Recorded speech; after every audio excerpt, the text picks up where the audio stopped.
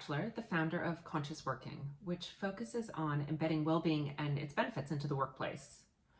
I am thrilled to be here with you today in support of Cowdrey's Wellbeing Program, virtual wellbeing program. Cowdrey has been supporting wellness for years, so it only seems natural to expand this program to people like you, the virtual community. So today I'm going to be talking to you about why well-being matters, and in particular, why it matters in business. And I'll share with you some strategies that business owners, founders, leaders like you can employ to engage your teams and also to boost their morale now during COVID and beyond. And a little bonus, at the end, we will be doing just a short practice together, a little breath work and a guided meditation. So before we dive in, I just wanted to give you a brief background on me, because like many entrepreneurs or founders, my story is my why. So I have worked in the fashion industry for over 20 years. I started my career in New York and then moved to the UK about 15 years ago, and I had corporate sales roles at brands like Anheuser-Busch, Bamford, before moving to Michael Kors Europe, where I held a number of roles and was promoted while I was on maternity leave. And like any ambitious professional, I quickly returned after only 4 months and very quickly had a grueling travel schedule, was traveling almost every week to Europe and probably every other month to New York. Just thinking of it again makes me a little bit exhausted. So my work-life balance was pretty non-existent. And at the same time, I started to feel the growing pressures of high-stress role with parental guilt. And so in order to manage some of this stress and try to regain some balance, I developed my own practices, my routines, my rituals. And at the same time, I was merging that with a more sustainable lifestyle. And so without even knowing it, I was starting to fix myself, set myself up to be able to perform at my best. But I was also starting to plant the seeds for the foundations of our programs at Conscious Working.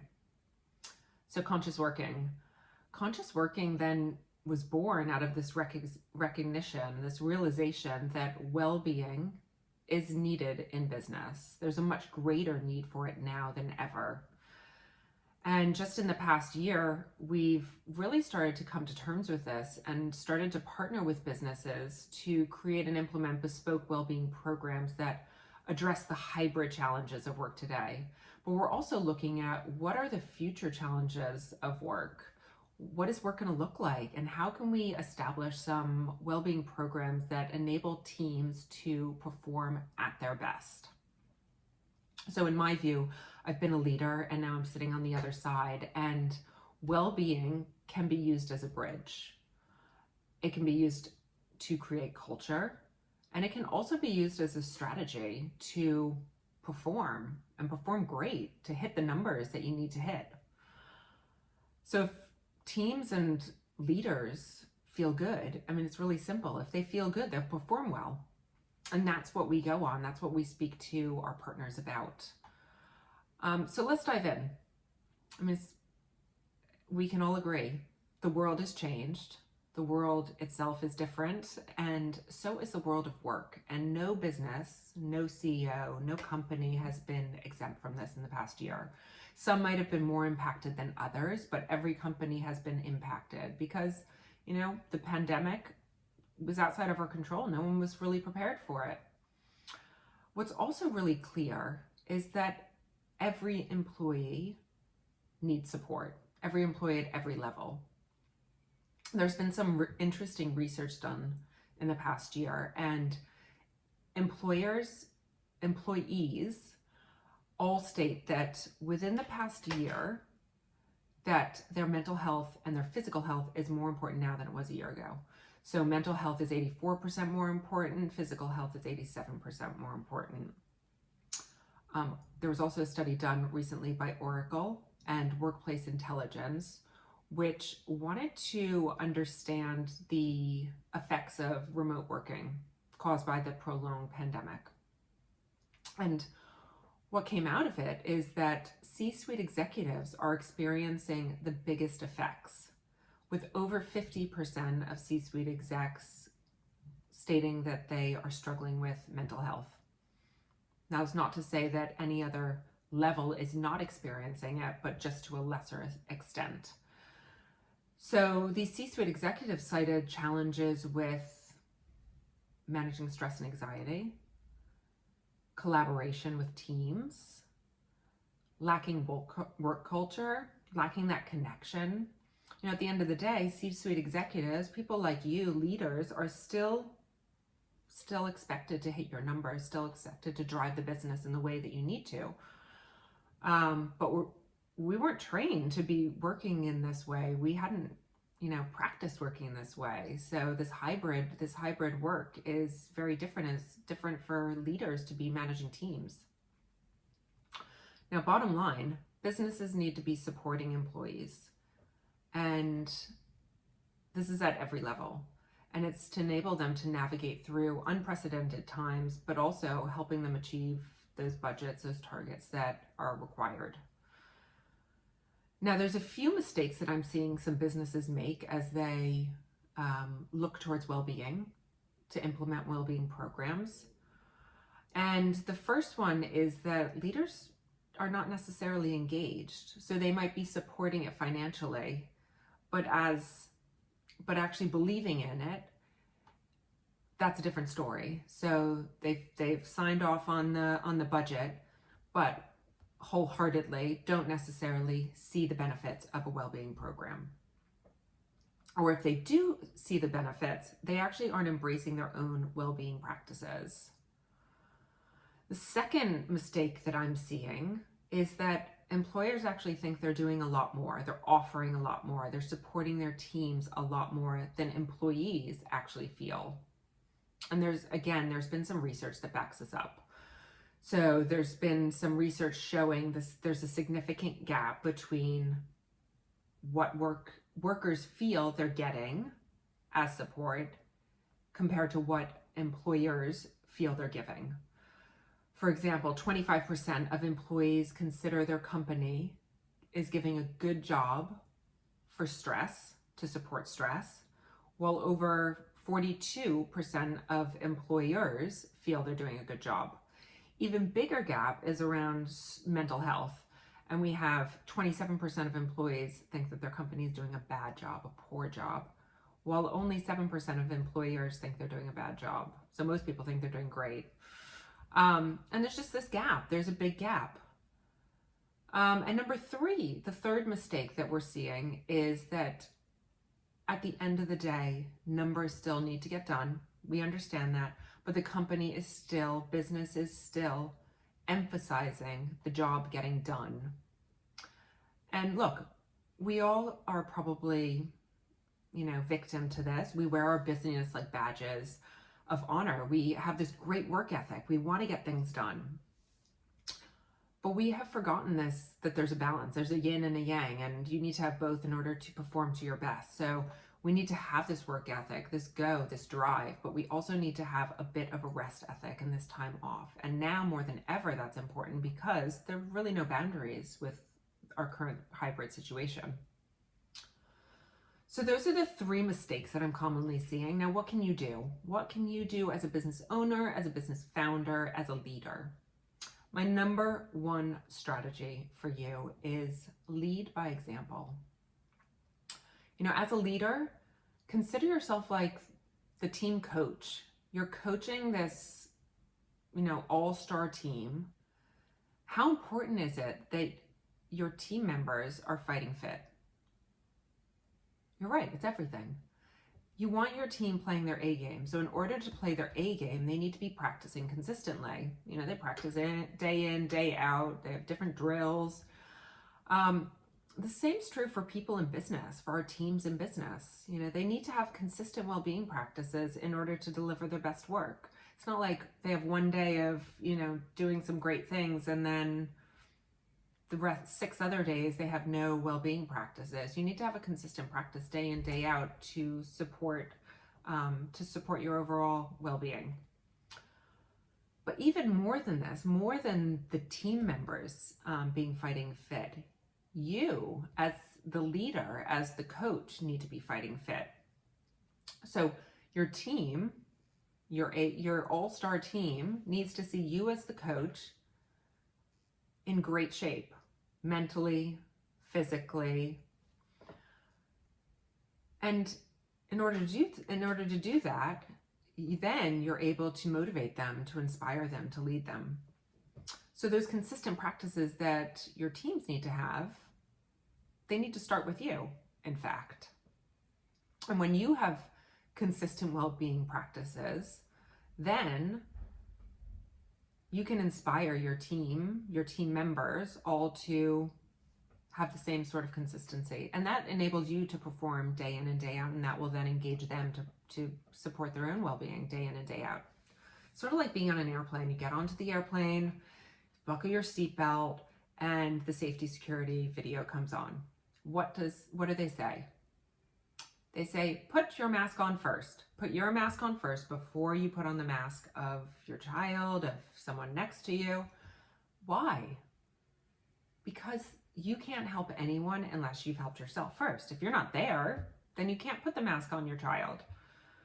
So same thing, you as a leader, you need to put your oxygen mask on first. You need to nourish yourself first in order to inspire and engage your teams. So leading by example has never been more important. And I've seen so many cases of, a people project that has been implemented without the support of the CEO, without the support of the business founder, the leaders, the executive team, and unfortunately it just falls short. And the investment is a bit of a waste. The time is a bit of a waste. And unfortunately, the team below just starts to get a sense that they are unimportant. So it's all well and good to invest, but without the support of the leaders, it sort of goes by the wayside. And even more important is actually your involvement. So when your team see you and other senior leaders in your organization with their own well-being practices, communicating about their struggles with work-life integration or any other stresses, then it creates this human dynamic and it will draw people together. And right now, one of the biggest things that teams are stressing is that they don't have the connection. And actually just opening up to talk about these stresses or can actually bring people together.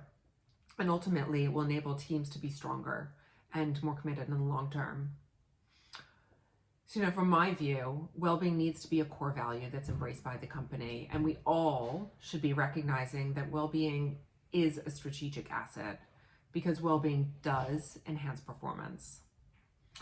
So at Conscious Working, we like to take a holistic view of well-being. It's not one thing, and it needs to be holistic. So we have 3 pillars: mind, body, and planet. And we always recommend a blend of these 3 initiatives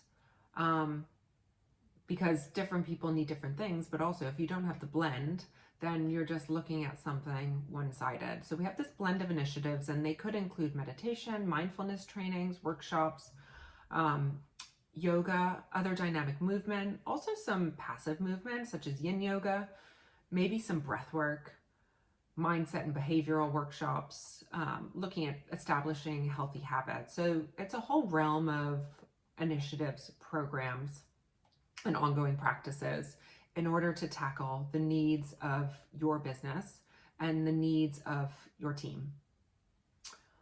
So just to finish off, I just want to take us through a very short practice. We'll do a little bit of a breath work so you can, see how this impacts you. And then we'll go into a guided meditation. So for this breath work, it's called coherent breathing. I want you just to sit upright in your chair, ideally with a supported back. And you're sitting upright, but your shoulders are relaxed, and you're just focused right in front of you.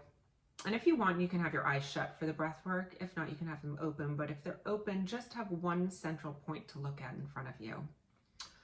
And for this practice of coherent breathing, we'll breathe in and out through the nose, in through the nose for a count of 6, and out through the nose for a count of 6. and then we continue on that way. So it's cyclical. There's no gaps between the breath.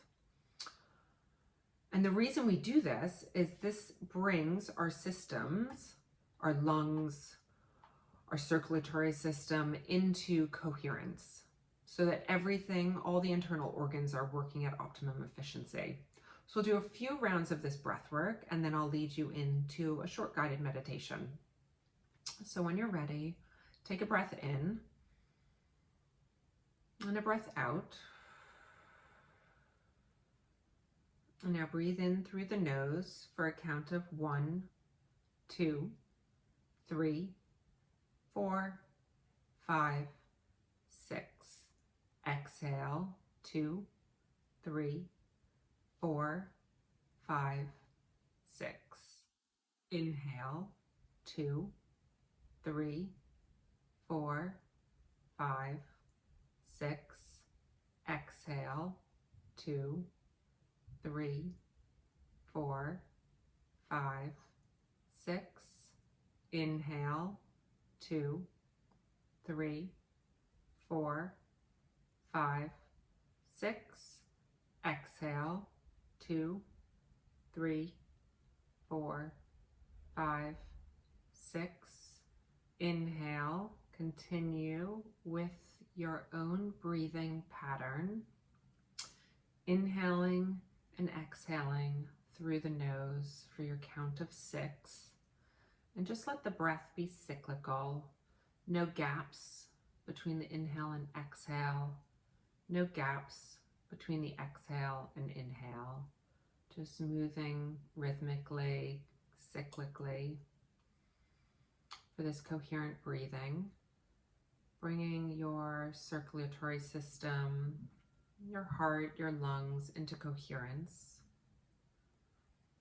And now as you end the next breath pattern, the next exhale of 6, if you haven't shut your eyes already, shut your eyes down and just start to breathe naturally. Let the body breathe in its own rhythm. We'll move into a short meditation. And as you're here, just notice your breath. And notice how your body feels after that short bit of breath work. And let the whole body be soft. Release any tension in the jaw or in the shoulders, in the legs, so that everything is just resting peacefully. And I want you to place your attention on your feet planted on the ground below you, and sense the connection to earth, whether it's through the shoes or just the soles of the feet. You feel this connection, this grounding down to the earth beneath you. Maybe you can sense all 10 toes. And then you move that attention upwards through the ankles and into the lower legs, the knees, to the upper legs, and all the way into the hips. Noticing the seat bones. The seat bones and the support of the chair beneath you. Now you have this attention from the hips all the way down through the tips of the toes. An awareness of the lower half of your body. And then with this awareness, can you allow yourself to release a bit more?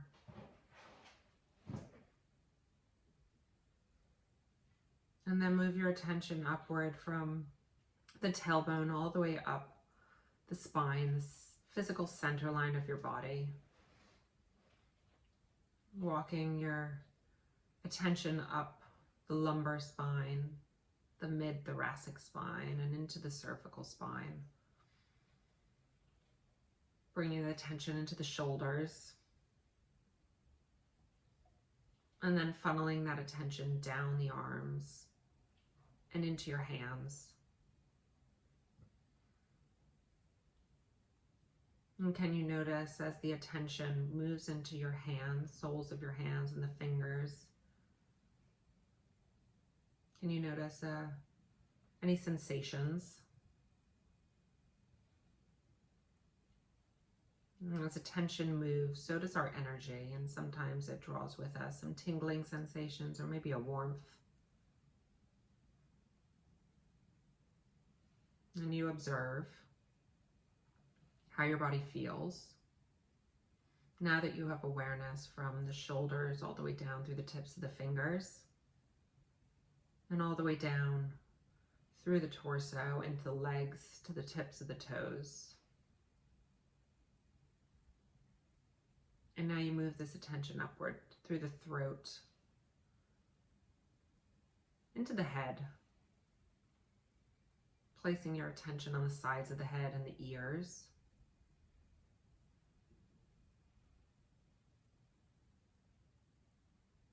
Observing the back of the head, the back of the skull, and how it connects to your neck, the spinal cord. And then you move the attention to the front of your head, the face. Observing your eyes and the eye sockets, the cheekbones, the mouth, your jaw. Maybe observe some tension in the jaw, and you just shift your tongue to the lower palate of your mouth to release that tension. And then move the attention to the space between your brows, the mind's eye, your third eye. And let that attention go deep into the skull, into the brain. And have this sense of awareness, you're all-knowing. Rest your attention in the mind's eye for a moment. Observing any colors that may present themselves, or shapes or sensations. Cultivating an awareness. And then you move that attention all the way up from the third eye into the crown of the head.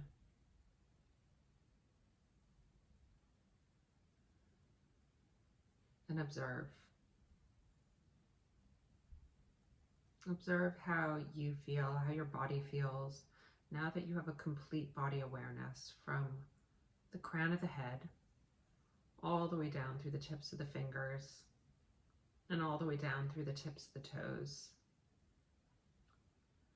Complete body awareness.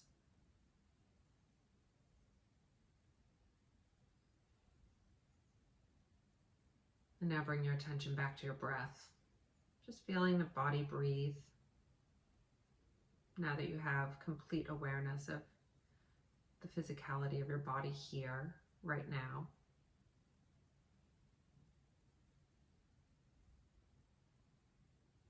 And when you're ready, just gently start to open the eyes and observe what you see in front of you. Observe how your body feels after that practice. And observe your sense of awareness now for this moment. Thank you for practicing with me, everyone. And I hope that you found this past 20-25 minutes beneficial. I would love to connect with you, for you to connect with me. So please visit our website and you'll have all the details there. Please get in touch. I look forward to hearing from you, and I hope you all have a wonderful day and integrate well-being into your daily practice, as well as helping others on your teams implement it into theirs so that they can perform their best. Thank you.